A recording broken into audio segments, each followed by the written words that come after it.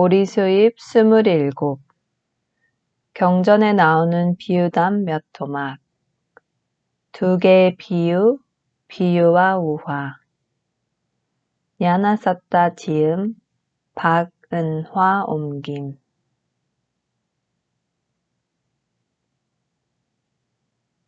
두 개의 비유. 독사의 비유. 여기 한 사나이가 있다. 그는 죽는 것이 제일 두렵고 그저 오래 사는 것만이 소원이다. 이런 사람에게 기이한 제안이 들어왔다. 독사 4마리를 돌보아 달라는 것이다. 이 뱀들은 치명적인 독을 가지고 있어서 한번 물렸다 하면 극도의 고통을 받다가 결국 죽게 마련이며 게다가 유난스러워서 조금만 잘못 다루었다간 물리고 말 테니 조심해야 한다는 것이다. 그런데 그 무서운 뱀들을 이따금씩 잠에서 깨워 먹이고 씻기고 다시 재우라는 것이다. 물론 그 자리를 맡고 안 맡고는 자신이 결정할 일이므로 기겁을 한 그 사람은 독사를 피해서 멀리 도망을 친다. 한창 도망을 치는 중에 새롭게 경고를 받게 된다. 그를 붙잡기만 하면 그 당장의 요절을 낼 양으로 5 살인귀들이 줄곧 뒤를 추적해 오고 있다는 것이다. 이 말에 놀란 그는 있는 힘을 다해 도망을 친다. 게다가 6번째로 원수 같은 산적두목이 칼을 빼어들고 등 뒤에 바싹 다가와 목을 치려든다는 말을 듣고는 혼비백산하여 죽을 힘을 다해 내뺀다.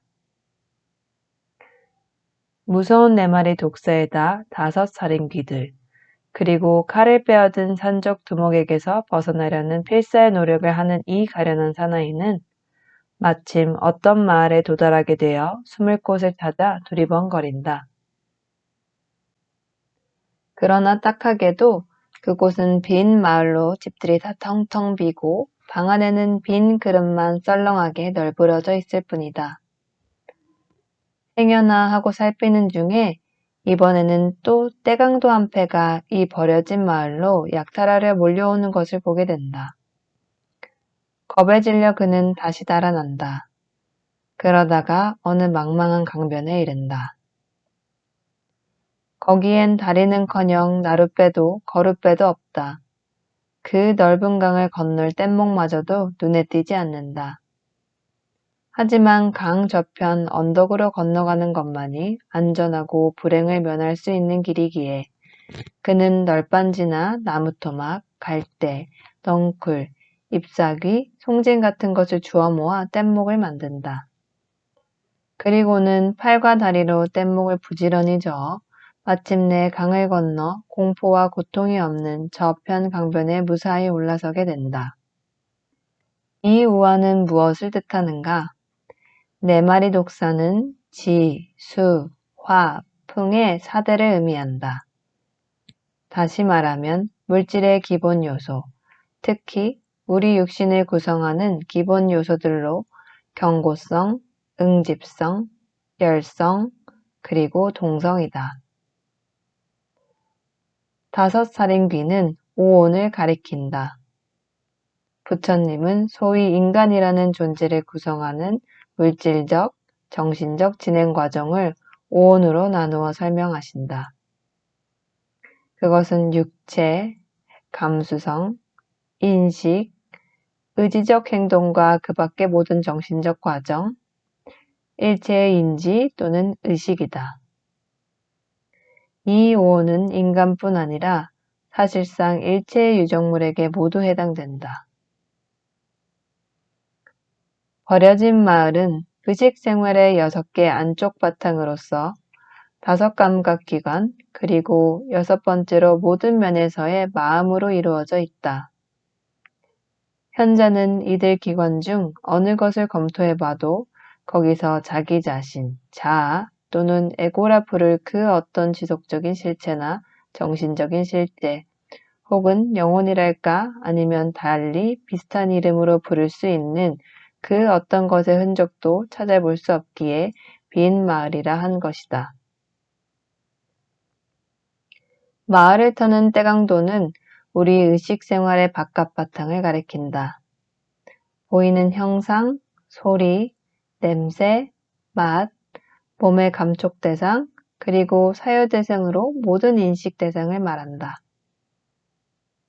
사실 우리의 안쪽 주관적 바탕들은 즐겁거나 괴로운 갖가지 바깥 바탕들 때문에 시달리고 있으며 따라서 이들 바깥의 바탕인 떼강도의 출몰에 비유한 것이다.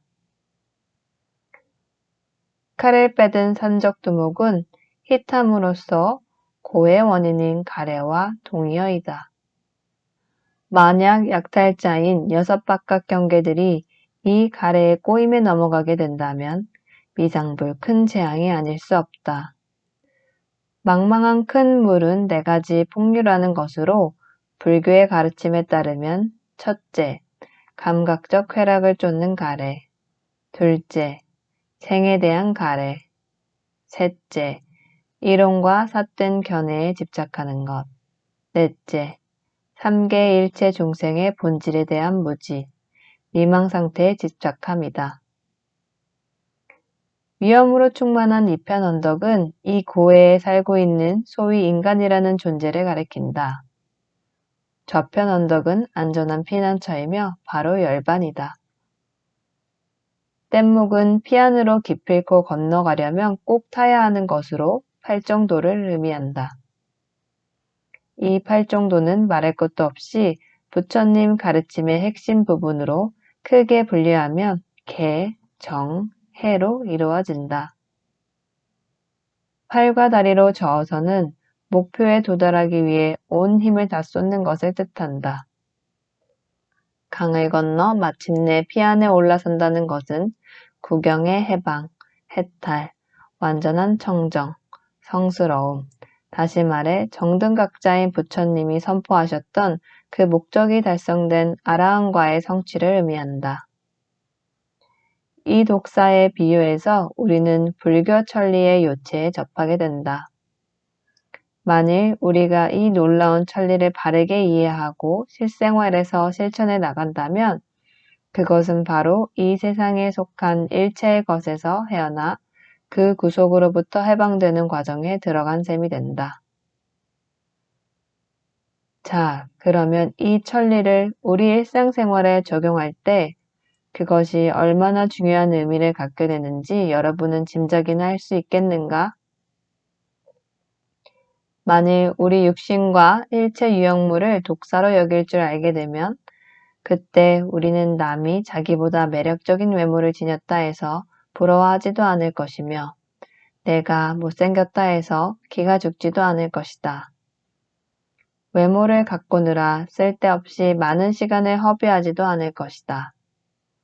그리고 남들도 나와 마찬가지 처지로 허약한 육신과 다치기 쉬운 마음을 지니고 있다고 알게 될 때 남을 해치는 짓도 하지 않게 될 것이다.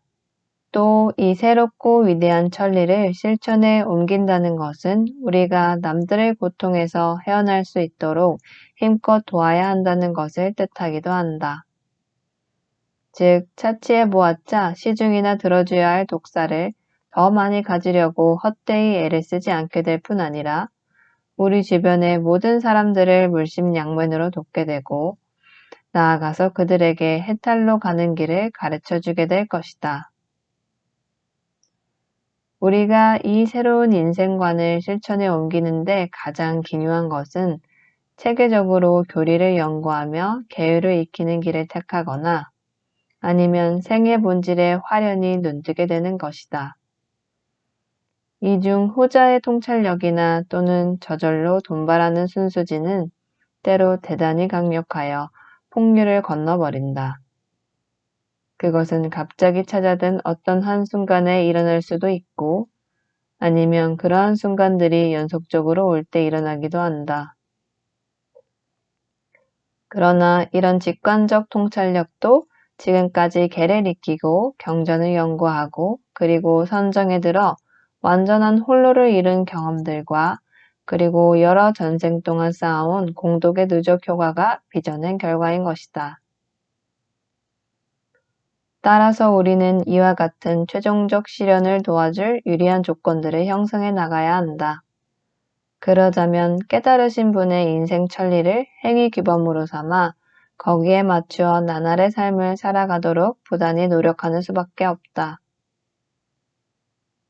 끊임없이 마음 챙겨 특히 인생의 결정적 고비에서는 더더욱 명예, 평판, 명성, 권력 같은 세속적 쾌락의 추구에 정신없이 열중하는 것이 얼마나 위험한 것인지 잘 살피고 있지 않으면 안 된다. 우리는 권력에 대한 의지를 사심없는 공동체에 대한 의지로 승화시켜야만 한다.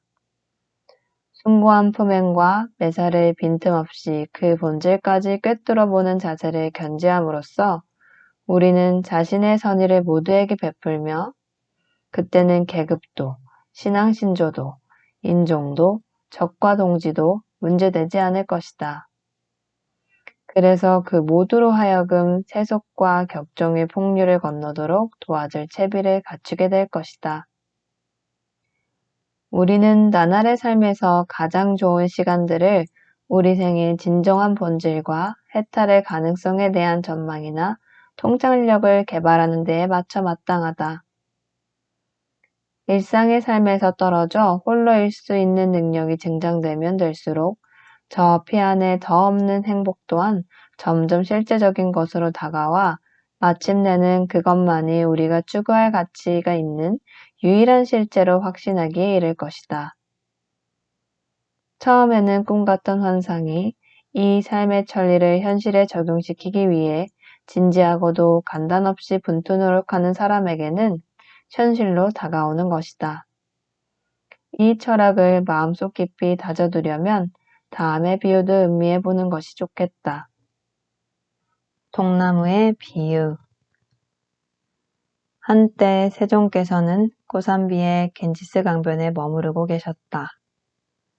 그때 스승께서는 커다란 통나무 하나가 강물 위에 떠 있는 것을 보시고 제자들에게 그 통나무를 가리키며 다음과 같이 말씀하셨다. 만약 저 통나무가 이쪽 강변이나 저쪽 강변으로 밀려가지 않고 강 한가운데서 가라앉지도 않고 마른 땅 위로 내던져지거나 사람이나 신령에게 붙들리지 않으며 소용돌이에 말려 강바닥에 잠기지도 않고 또 속으로 썩어 부식되지 않는다면 저 통나무는 떠내려가 바다에 들 것이다. 왜냐하면 겐지스 강이 흘러가는 길은 결국 바다를 향하고 있기 때문이다. 그와 마찬가지로 비구들이여, 그대들도 강변 어느 쪽으로 내몰리도록 자신을 방치하지 않고 마른 땅 위로 내던져지지 않고 사람이나 신령에게 붙잡히지 않고 소용돌이에 말려 가라앉지도 않고 속으로 썩어버리지 않는다면 그대들이 나아가는 길은 열반을 향하고 있을 것이며 그대들은 해탈에 이를 것이다. 왜냐하면 바른 견해는 해탈을 지향하기 때문이다. 이 말씀을 듣자 한 제자가 세종께 여쭌다. 존자시여, 이 비유가 함축하고 있는 의미는 무엇이옵니까? 스승께서는 다음과 같이 대답하셨다. 이쪽 강변은 우리 정신생활의 6 안쪽 바탕, 내육처를 의미하니 5 육체적 감각과 6번째로 의가 그것이다.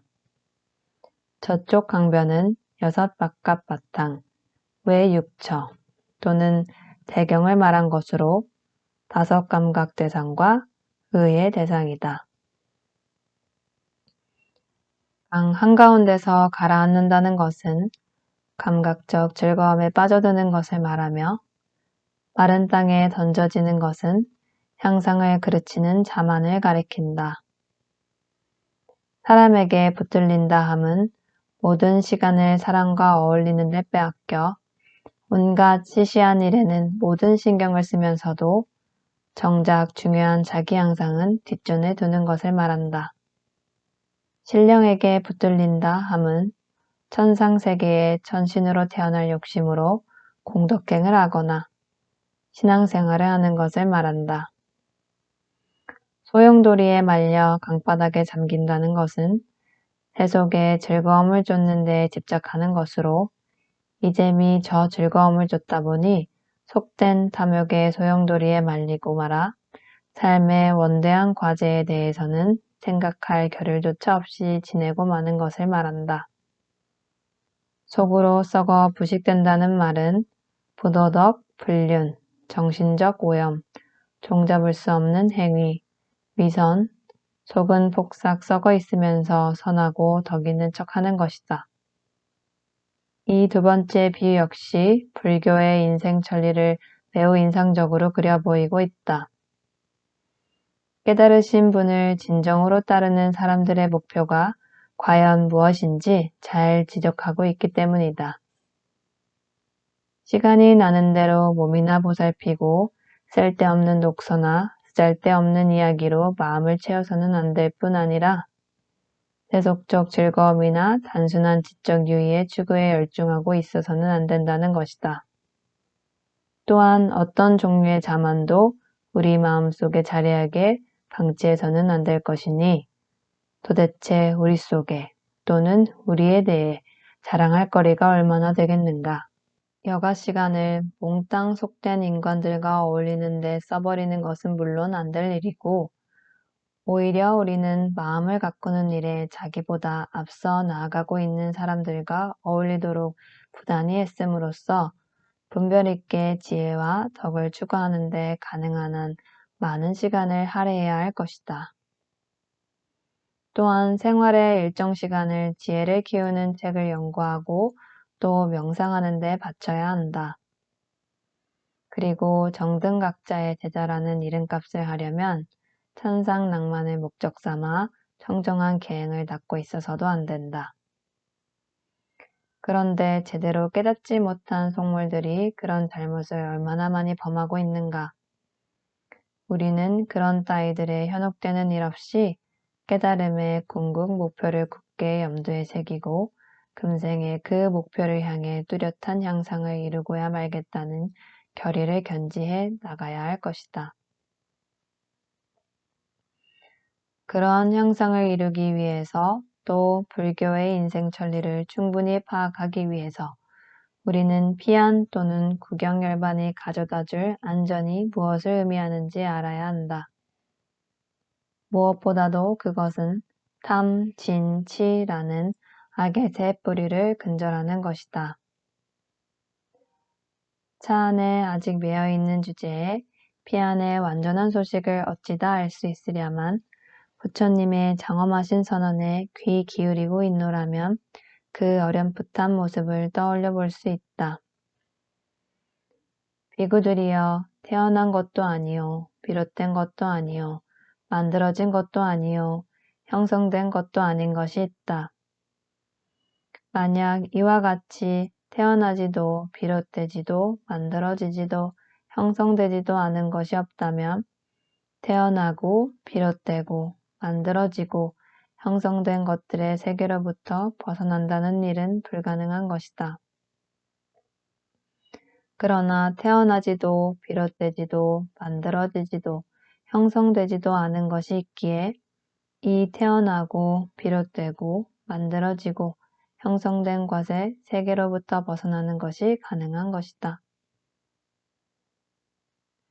부처님의 가르침을 온전히 인식하려면 그 가르침의 후반부를 이루는 피안에 대한 가르침, 즉 해탈, 열반의 경지에 관한 교의를 소홀히 넘겨서는 안 된다. 부처님의 가르침은 피안과 차안, 양안으로서 그 체계를 완성하고 있다는 점을 언제나 잊지 않아야 한다. 당신께서도 이 점을 다음과 같이 분명히 하시지 않으셨던가? 예나 지금이나 고와 고로부터의 해방, 이 두 가지만을 가르친다. 이 두 비유가 요약 설명해 주는 바 불자가 지녀야 할 삶에 대한 기본 인식을 때때로 자주 숙고하고 또 실제로 적용해 나간다면 우리는 용기를 잃지 않고 생의 부침을 감내해낼 수 있게 될 것이며 모든 동반자, 온갖 생물들까지 선의와 우애로 대하며 정의로운 삶을 영위해낼 수 있을 것이다. 그럼으로써 우리는 해탈, 열반이라는 국영 목표를 향해 끊임없는 향상을 성취해 나가는 행복한 삶을 누릴 수 있을 것이다. 원컨대 우리 모두 이와 같은 심해탈, 깨달음, 해탈 열반의 평화를 이루기 위해 정진하게 되기를. 이상의 두 비유는 상문부경에 실려있는 부처님의 법문을 번안한 것이다. 즉, 육처상응 중 제197경 독사의 경, 아시비소 파마수타와 제200경 통나무경, 다룩한 호파마 수타이다. 앞으로 고요한 소리 모임은 이 모든 경들을 원문에서 바로 우리말로 옮김으로써 불자님들의 간절한 소망에 부응토록 할 것이다. 비유와 우화. 산다는 것.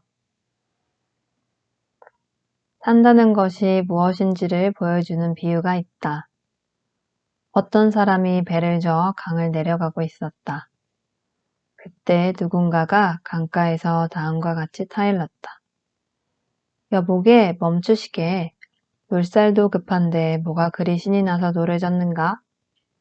가보아야 위태로운 급류와 소용돌이뿐이고 바위 동굴에서는 악어와 괴물이 노리고 있다네. 그대로 가다가는 닥치느니 죽음뿐이라. 여기서 급한 물살은 탐욕으로 가득 찬 삶을 의미하며 신나게 노를 젓는다는 이러한 욕망을 부추겨 자신을 송두리째 내맡기는 것에 비유된다.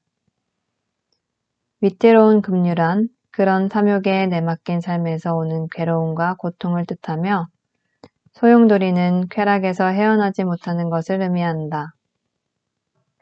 악어와 괴물은 욕망과 방종에 빠진 삶 뒤에 따르는 황폐함과 죽음을 가리킨다. 강가에서 경고하고 있는 누군가는 바로 부처님이시다. 또 다른 비유가 있다. 어떤 사람이 죄를 짓고 도망가고 있다. 포졸이 그의 뒤를 쫓는다. 달아나던 그는 우물 속에 숨어볼 양으로 가장자리에 늘어진 나무 덩굴을 잡고 내려간다. 그때 바닥에 우글거리고 있는 독사를 보고는 도리 없이 덩굴에 매달려 있게 된다.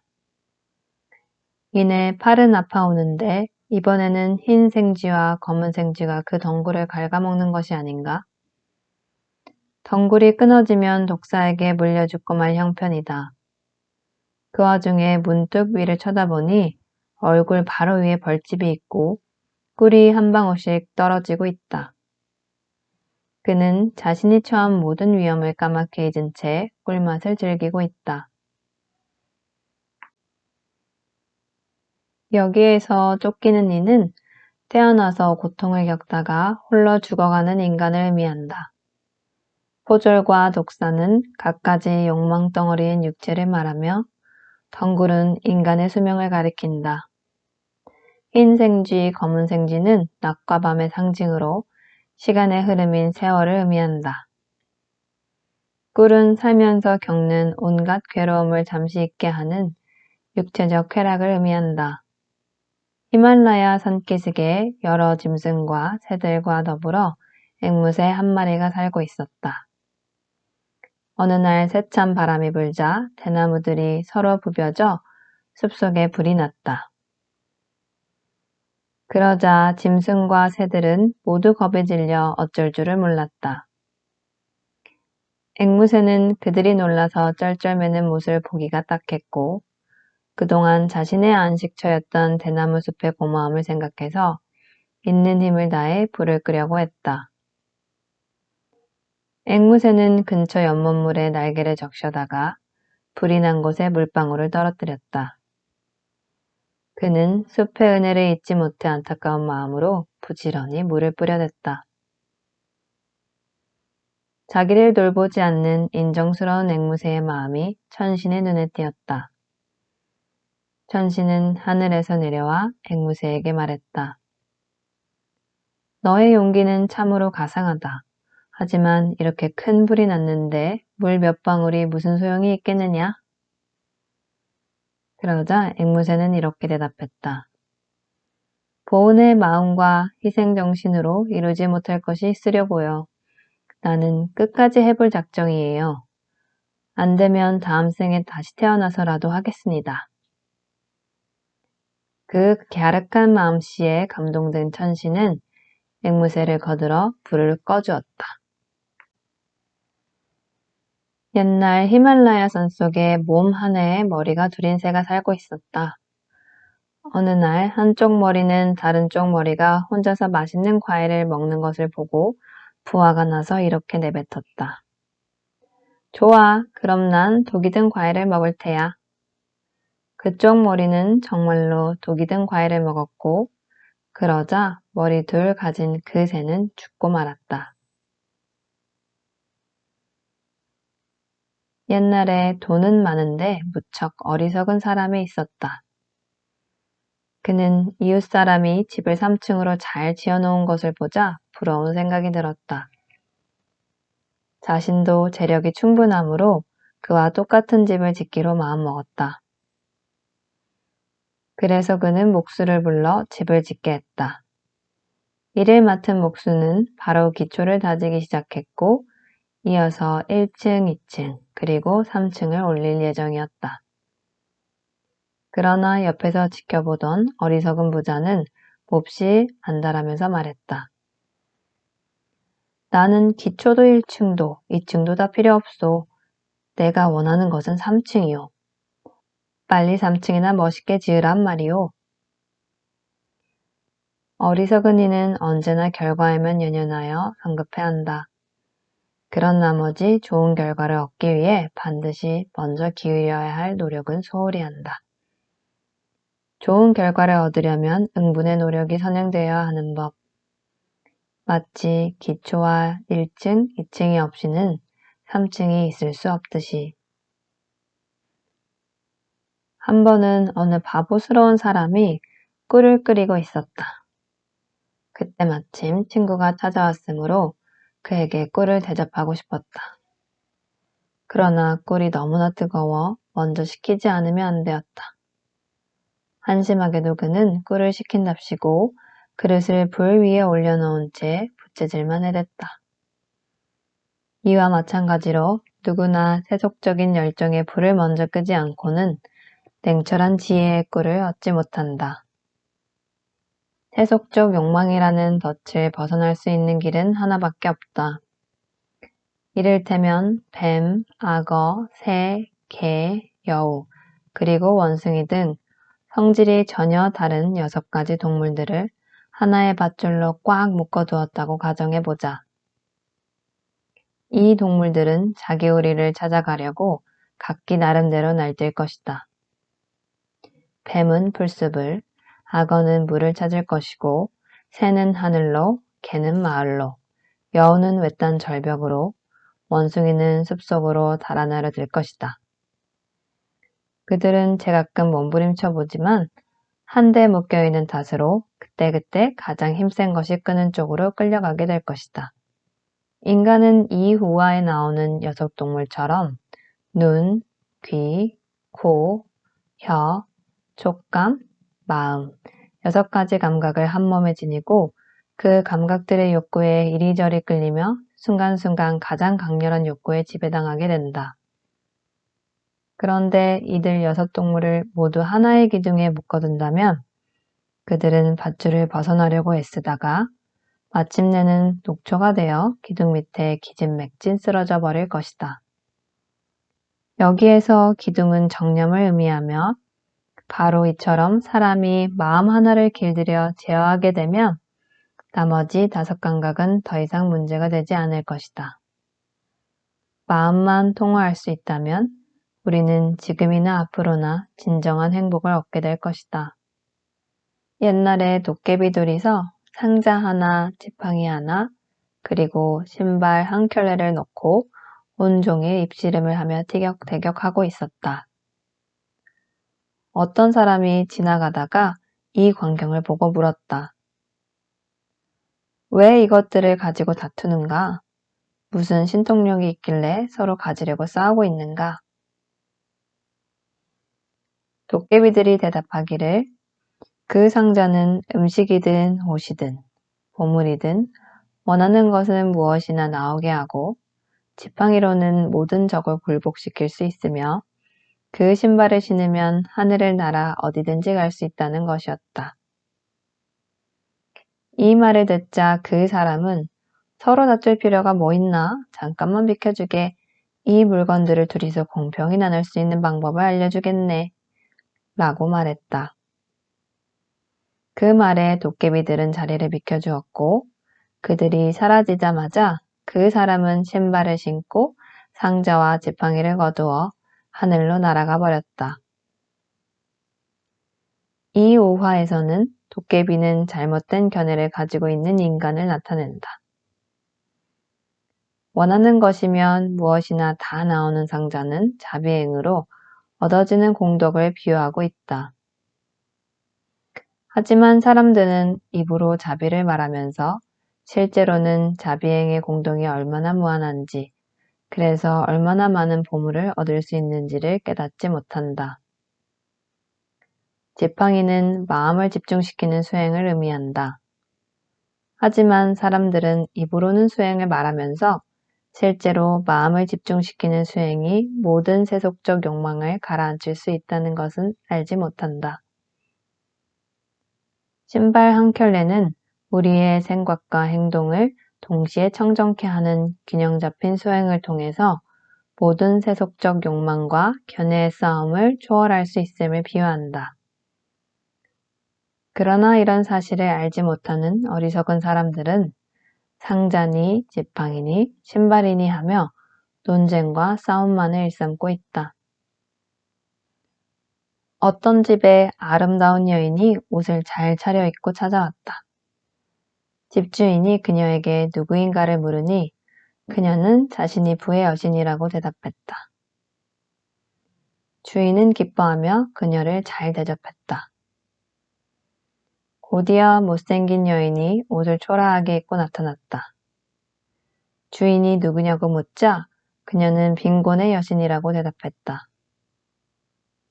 주인은 깜짝 놀라 그녀를 집에서 쫓아내려 했다. 그러자 그녀는 이렇게 말했다. 부의 여신은 나의 언니예요. 우리는 서로 떨어져 살 수 없는 사이랍니다. 당신이 나를 쫓아낸다면 언니도 나와 함께 떠나야 합니다. 그 못생긴 여인이 떠나자 과연 부의 여신도 사라졌다. 태어남은 죽음과 짝을 이루고 행운은 불행과 짝을 이루며 좋은 일에는 나쁜 일이 따르기 마련이다. 우리는 이 점을 잘 알아야만 한다. 어리석은 사람은 불행은 꺼리고 행운을 잡으려고 몸부림치지만 깨달음을 구하는 사람은 두 가지 모두를 초월하고 세속적인 집착으로부터 자유로워지도록 노력해야만 한다. 결혼 부부란 단순히 서로의 편의만을 위해서 맺어지는 관계는 아니다. 부부관계란 한 남자와 한 여자가 같은 집에서 함께 산다는 데 그치지 않고 그 이상의 깊은 의미가 있다. 남편과 아내는 일심동체라는 이점을 살려서 부처님의 가르침에 따라 각자의 마음을 닦는 데 서로를 도와야 한다. 이상적인 부부로 알려진 어느 노부부가 부처님께 여쭈었다. 저희는 어릴 적 친구로 친하게 지내다가 결혼까지 했습니다. 저희들의 결혼 생활은 내내 행복했습니다. 우리는 다음 생에서도 다시 결혼하여 함께 살 수 있을까요? 부처님은 그들에게 다음과 같이 사려 깊은 대답을 해주셨다. 그대들이 똑같은 믿음을 가지고 똑같은 방법으로 가르침을 받아들였고 같은 방식으로 자비를 행하고 같은 지혜를 갖는다면 다음 생에서도 같은 마음으로 태어날 것이다. 가정생활 가정이란 마음과 마음이 만나는 곳이다. 이 마음이 서로 사랑할 때 그 가정은 꽃밭처럼 아름다울 것이다. 그러나 이 마음이 서로 조화를 이루지 못하면 그 가정은 폭풍우가 휩쓸고 간 정원처럼 황폐해질 것이다. 가정에서 불화가 생기면 우리는 상대방을 비난할 것이 아니라 자신의 마음을 잘 살펴보고 그때에 알맞은 올바른 길을 찾아가야 할 것이다. 마음이 서로 조화를 이루지 못할 때 재난이 닥치기 마련이다. 엄청난 불행도 사소한 오해에서 시작되기도 한다. 가정생활에서는 이 점을 특히 유념해야 한다. 여성의 삶. 깨달음의 길에는 남녀의 구별이 있을 수 없다. 여성도 깨달음을 구하기로 마음먹기만 한다면 진정한 길의 주인공이 될 것이다. 프라세나지트 왕의 딸이며 아요드야 왕비인 말리카가 바로 그러한 주인공이었다. 부처님의 가르침을 신실히 믿고 있던 그녀는 부처님 앞에서 다음과 같은 10가지의 서약을 하였다. 부처님, 깨달음을 얻을 때까지 저는 신성한 계율을 어기지 않겠습니다. 나이 많은 분들에게 거만하지 않고 사람들에게 화를 내지 않겠습니다. 남을 시기하거나 그가 가진 것을 탐내지 않겠습니다. 정신적으로나 물질적으로 저만 아는 사람이 되지 않겠습니다. 제가 받은 것들을 쌓아두지 않고 가난한 사람들을 도와주는 데 쓰겠습니다. 저는 누구에게나 정중히 대하겠으며 그들이 필요로 하는 것을 나누어 주고 고운 말을 실천하겠습니다. 저의 편안만을 생각지 않고 남들의 처지를 염려하겠습니다. 그리고 누구나 치우침 없이 돕겠습니다. 외롭거나 감옥에 갇혔거나 질병에 걸렸거나 어떤 어려움으로 고통받는 사람을 보면 인과법을 설명해주며 위로해주고 행복하게 해주겠습니다.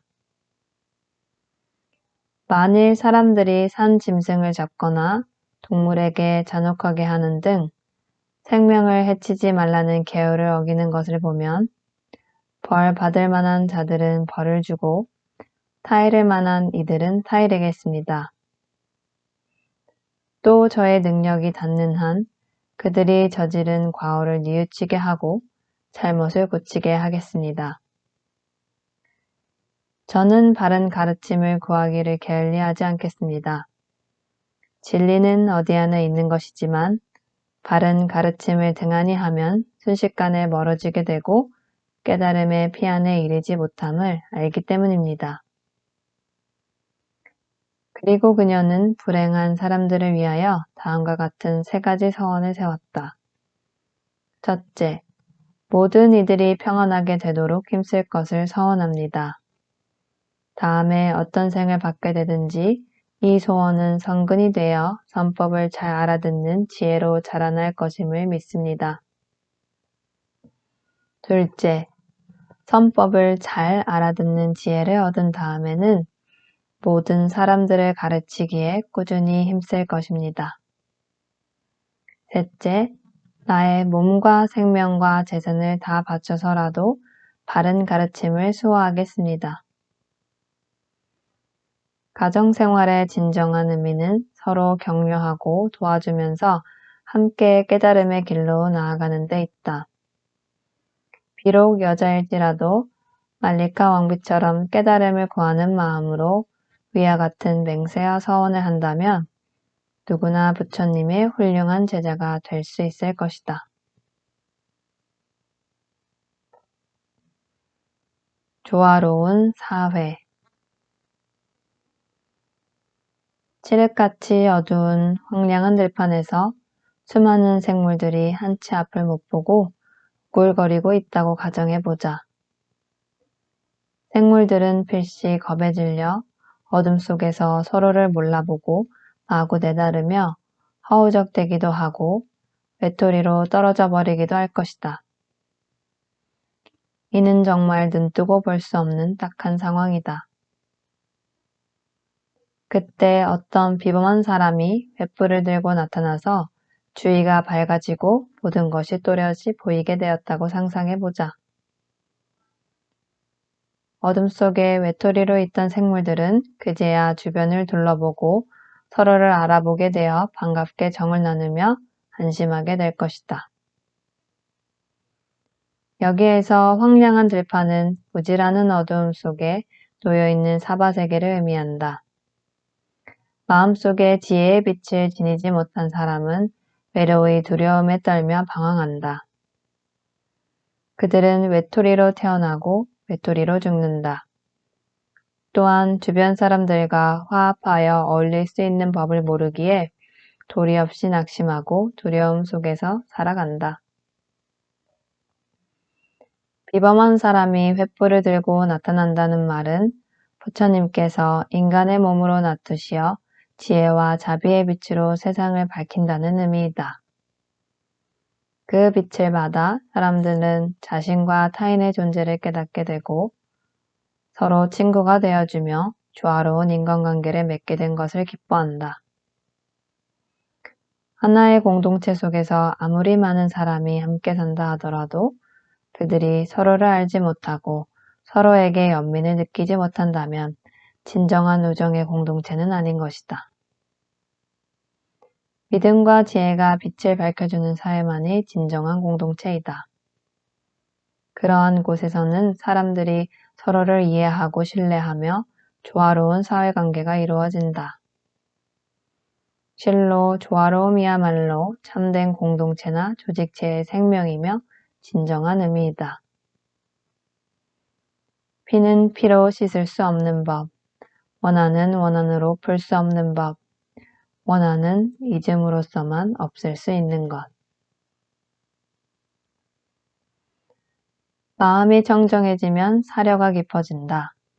그 마음은 이미 팔정도를 닦는 마음이고 베풀기를 좋아하는 마음이고 기꺼이 계를 지키는 마음이고 참는 마음이고 정진하는 마음이고 고요한 마음이고 지혜로운 마음이고 자비로운 마음이며 곧 여러 가지 선한 방편으로 사람들을 깨달음으로 이끌어주는 마음이다. 이러한 마음이라야 불국토를 이룰 수 있다. 불법의 가르침을 널리 펴겠다는 열성과 지성이 불국토를 이룩해낼 것이다. 작은 촛불이 다른 초에 하나씩 불을 붙여나가듯 부처님의 자비의 빛도 마음에서 마음으로 끝없이 이어질 것이다.